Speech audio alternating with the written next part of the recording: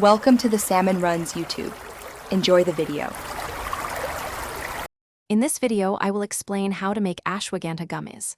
First, gather your ingredients like ashwagandha powder, your favorite fruit juice, and unflavored gelatin. Next, prepare your silicone molds by ensuring they are clean and ready.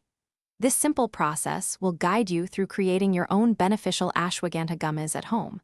It's a fun and easy way to incorporate this herb into your daily routine, offering a tasty alternative to capsules or powders.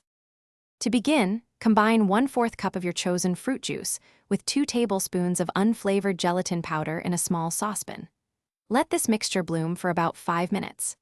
Then, add another 1/2 cup of fruit juice and 2 tablespoons of high-quality ashwagandha powder.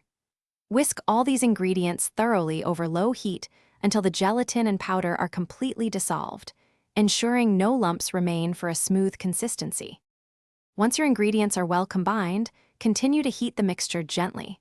It's important to avoid bringing it to a boil, as this can affect the gelatin's setting properties.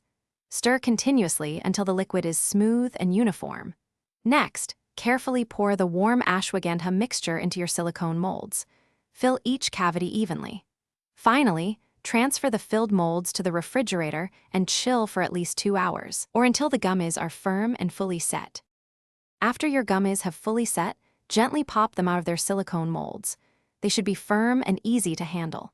Store your delicious homemade ashwagandha gummies in an airtight container in the refrigerator. They typically last for about 1 to 2 weeks, maintaining their freshness and potency. Enjoy these tasty treats as a convenient way to get your daily ashwagandha. Remember to check the description for a link to Darn Tough socks and other great deals. Thanks for watching. Consider subscribing if we helped you.